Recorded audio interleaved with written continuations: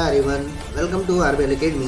अगर दुनिया में शांति खरीदने के लिए पैसे देने पड़े, अगर वैश्विक फैसले अमीरी के आधार पर लिए जाएं और अगर संयुक्त राष्ट्र से भी ज्यादा ताकतवर एक नई संस्था खड़ी हो जाए, तो क्या होगा इस दुनिया का भविष्य।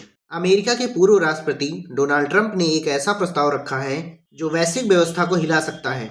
आज हम बात करेंगे बोर्ड ऑफ पीस के बारे में। एक ऐसा संगठन जहां स्थायी सत्ता पाने के लिए देशों को चुकाने होंगे $1 बिलियन और जहां फैसले वही करेंगे जिनके पास पैसा होगा। क्या यह शांति की नई शुरुआत है या फिर शांति को व्यापार बना देने के लिए खतरनाक योजना? आज की इस वीडियो में हम समझेंगे ट्रंप का बोर्ड ऑफ पीस संयुक्त राष्ट्र के लिए कितना बड़ा खतरा है और भारत व ग्लोबल साउथ के लिए इसके क्या मायने हैं। और यदि आप सभी आरबीएल एकेडमी पर नए हैं तो सब्सक्राइब टू आरबीएल एकेडमी। ऐसे डिटेल्ड एनालिसिस वीडियो आप सभी को आरबीएल एकेडमी पर मिलते रहेंगे। चलिए वीडियो को स्टार्ट करते हैं। ध्यान से देखिए, आपके सभी पॉइंट क्लियर हो जाएंगे। क्या दुनिया की सबसे बड़ी शांति संस्था यानी यूनाइटेड नेशंस अपने अंत के करीब है? ये सवाल अचानक से इसलिए खड़ा हो गया है क्योंकि डोनाल्ड ट्रंप एक ऐसा नया क्लब बनाने का प्रस्ताव लेकर आए हैं जो पूरी दुनिया की व्यवस्था को कह सकते हैं हिलाकर रख सकता है। तो आखिर ये बोर्ड ऑफ पीस है क्या और ये हमारी दुनिया को कैसे बदल सकता है? चलिए आज इसी को विस्तार से समझते हैं। इस पूरी कहानी को समझने के लिए सबसे पहले हम ये देखेंगे कि आखिर इस नए मंच की बात उठी ही क्यों। फिर हम इस बोर्ड ऑफ पीस को परत दर परत समझेंगे कि ये है क्या, इसमें कौन शामिल हो सकता है और कैसे, और इसके पीछे ट्रंप की सोच क्या है। और हाँ, सबसे आखिर में हम ये भी समझेंगे कि इसका दुनिया पर और खास तौर पर भारत पर क्या असर होगा और परीक्षा के नज़रिए से कौन से पॉइंट सबसे ज़्यादा ज़रूरी हैं। देखिए, जब से दूसरा विश्व युद्ध खत्म हुआ है, दुनिया के लगभग सारे बड़े फैसले यूनाइटेड नेशंस में ही लिए जाते रहे हैं। लेकिन एक कड़वा सच ये भी है कि पिछले 75 सालों से इसमें कोई बड़ा सुधार नहीं हुआ है और आज के दौर में ये संस्था अपनी चमक खोती जा रही है। और इसी कमजोरी ने एक बहुत बड़े सवाल को जन्म दिया है। क्या यूएन का अंत वाकई करीब है? डोनाल्ड ट्रंप का ये नया प्रस्ताव इसी आग में घी डालने जैसा है, क्योंकि इसे सीधे सीधे यूएन के एक विकल्प, एक ऑल्टरनेटिव के तौर पर देखा जा रहा है। आपको जानकर हैरानी होगी कि ये बोर्ड ऑफ पीस का आइडिया गाजा के पुनर्निर्माण की एक छोटी सी योजना से निकला था, लेकिन अब इसका मकसद बहुत बड़ा हो चुका है। अब ये एक ऐसी स्थायी वैश्विक संस्था बनाने की महत्वाकांक्षा रखता है जो या तो यूएन के समानांतर चलेगी या शायद उसकी जगह ही ले लेगी। तो चलिए अब सीधे मुद्दे पर आते हैं। आखिर ये बोर्ड ऑफ पीस है क्या भला? आइए इस नए प्रस्तावित अंतर्राष्ट्रीय निकाय को ठीक से समझते हैं। अगर बिल्कुल आसान शब्दों में कहें तो बोर्ड ऑफ पीस एक ऐसा अंतर्राष्ट्रीय मंच है जिसे शांति और शासन के लिए बनाया जा रहा है। पर इसमें सबसे जरूरी बात यह है कि ये यूनाइटेड नेशंस सिस्टम से पूरी तरह बाहर काम करेगा और ये कोई सबके लिए नहीं होगा। ये कुछ चुनिंदा, प्रभावशाली और अमीर देशों का एक एक्सक्लूसिव क्लब होगा। इसके जो ड्राफ्ट डॉक्यूमेंट सामने आए हैं उनके मुताबिक इसके 3 मुख्य काम होंगे। पहला, युद्ध के बाद देशों को फिर से खड़ा करने में मदद करना। दूसरा, दुनिया भर में राजनीतिक स्थिरता को बढ़ावा देना। और तीसरा, युद्धग्रस्त इलाकों में शांति बनाने के प्रयासों को कोऑर्डिनेट करना। मतलब ये वही सारे काम हैं जिन्हें करने में आज यूएन काफी संघर्ष कर रहा है। अब आते हैं इस प्रस्ताव के सबसे विवादास्पद हिस्से पर कि कोई देश इसका सदस्य बनेगा कैसे और असल में इसे कंट्रोल कौन करेगा। और यहीं पर आकर ये प्रस्ताव बेहद विवादास्पद हो जाता है। इस बोर्ड में एक परमानेंट सीट की कीमत रखी गई है $1 बिलियन। जी हाँ, आपने बिल्कुल सही सुना, $1 बिलियन। ये किसी भी अंतर्राष्ट्रीय संगठन में शामिल होने के लिए अब तक की सबसे बड़ी एंट्री फीस है। चलिए इसकी तुलना हम यूएन सिक्योरिटी काउंसिल से करते हैं तो बात और साफ हो जाएगी। यूएनएससी में सदस्यता मिली थी दूसरे विश्व युद्ध के बाद की जियोपॉलिटिकल हकीकत के आधार पर।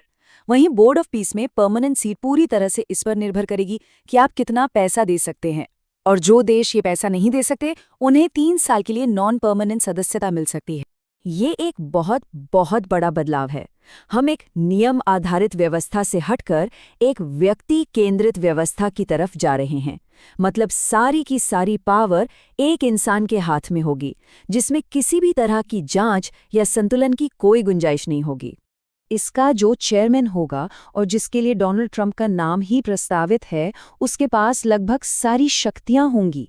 सभी मेंबरशिप को मंजूरी देना, सदस्यों का कार्यकाल बढ़ाना, मीटिंग का एजेंडा तय करना और सारे पैसों पर कंट्रोल रखना, सब कुछ एक ही व्यक्ति के हाथ में होगा। तो सवाल ये उठता है कि इस पे टू प्ले मॉडल यानी पैसा दो और खेलो वाले मॉडल के पीछे की सोच क्या है? चलिए ट्रंप की जियोपॉलिटिकल सोच को समझने की कोशिश करते हैं।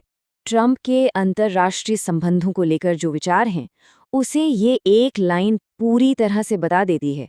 सुरक्षा एक सौदा है, कोई दान नहीं। सहयोगियों को अपना हिस्सा चुकाना ही होगा। मतलब साफ है, उनके लिए हर रिश्ता एक लेन देन है, एक सौदा। और ये सिर्फ एक विचार नहीं है, हमने इसे असल में होते हुए देखा है। जैसे नेटो के सहयोगियों से कहना कि वे और ज्यादा पैसा दें, या फिर अपने विदेशी नीति के लक्ष्यों को पूरा करने के लिए दूसरे देशों पर ट्रेड टैरिफ लगा देना, और यूक्रेन को मदद देते हुए ये कहना कि अगर आपको सुरक्षा चाहिए तो आपको इसका भुगतान करना होगा। तो इस सब का पूरी दुनिया पर क्या असर पड़ेगा, और सबसे जरूरी, भारत के लिए इसके क्या मायने हैं, हमारे सामने क्या चुनौतियां आने वाली हैं? ये स्लाइड वैश्विक शासन में एक बहुत बड़े बदलाव को दिखाती है। हम एक ऐसी व्यवस्था से जो अंतर्राष्ट्रीय कानूनों और आपसी सहमति पर चलती है, एक ऐसी व्यवस्था की ओर बढ़ सकते हैं जो सिर्फ पैसे की ताकत और सौदेबाजी पर आधारित होगी। जरा सोचिए, विकासशील देशों के लिए इसके कितने गंभीर परिणाम हो सकते हैं। कई देश पैसों की कमी की वजह से इस क्लब से बाहर हो जाएंगे। इसका मतलब ये हुआ कि दुनिया के बड़े फैसलों में उनकी आवाज और भी कम हो जाएगी। ये एक तरह से अमेरिका का बनाया हुआ पेड क्लब बन सकता है, जो दुनिया के लिए नियम तय करेगा। और हाँ, इसका एक और बहुत बड़ा खतरा है। चीन और रूस इसके जवाब में अपना एक विरोधी गुट बना सकते हैं, जो दुनिया को दो खेमों में बांट दे। और ऐसी स्थिति में भारत एक बहुत ही मुश्किल दुविधा में फंस जाता है। एक तरफ है यूएन, जिसमें सुधार की कोई खास उम्मीद नहीं दिख रही, और दूसरी तरफ है ये नया विकल्प, जो शायद उससे भी बुरा साबित हो। तो क्या इस बोर्ड में शामिल होना चाहिए या नहीं, ये फैसला लेना भारत के लिए एक बहुत बड़ी रणनीतिक चुनौती होगी। चलिए अब जल्दी से उन मुख्य बिंदुओं को दोहरा लेते हैं जो परीक्षा के नजरिए से सबसे ज्यादा महत्वपूर्ण हैं। इस टेबल को ध्यान से देख लीजिए। इसमें बोर्ड ऑफ पीस के बारे में सबसे जरूरी तथ्य एक जगह दिए गए हैं। इसे डोनाल्ड ट्रंप ने प्रस्तावित किया है। परमानेंट सीट के लिए $1 बिलियन की फीस है। नॉन परमानेंट सदस्यों का कार्यकाल 3 साल का होगा। सारा कंट्रोल चेयरमैन के पास होगा, और ये पूरी तरह से एक लेन देन वाला फाइनेंशियल मॉडल है। अगर इस पूरी चर्चा से सिर्फ एक मुख्य बात याद रखनी हो तो वो ये है, ये प्रस्ताव नियम आधारित बहुपक्षवाद यानी रूल बेस्ड मल्टीलैटरलिज्म के लिए एक सीधी चुनौती है, और इसकी जगह लेन देन वाली भू राजनीति यानी ट्रांजैक्शनल जियोपॉलिटिक्स को लाने की एक कोशिश है। और हम आपको इसी बड़े सवाल के साथ छोड़े जा रहे हैं। इस तेजी से बदलती हुई दुनिया में वैश्विक मंच पर भारत के पास आखिर क्या विकल्प बचते हैं? ये एक ऐसा सवाल है जो आने वाले दशकों में भारत की विदेश नीति की दिशा तय करेगा। दोस्तों, मैं उम्मीद करता हूँ आप सभी को बोर्ड ऑफ पीस और यूनाइटेड नेशन के बारे में डिटेल में जानकारी मिली होगी। आप सभी के लिए एक प्रश्न है, भारत को बोर्ड ऑफ पीस के बारे में कैसा रुख अपनाना चाहिए? कमेंट सेक्शन में जरूर बताइएगा। यदि आप सभी को वीडियो पसंद आई है तो वीडियो को लाइक करिए, चैनल को सब्सक्राइब किए बिना मत जाइए। आप सभी को ऐसी detail analysis video RBL academy पर मिलती रहेंगी। मिलते हैं नेक्स्ट अपडेटेड वीडियो के साथ। जय हिंद, धन्यवाद दोस्तों।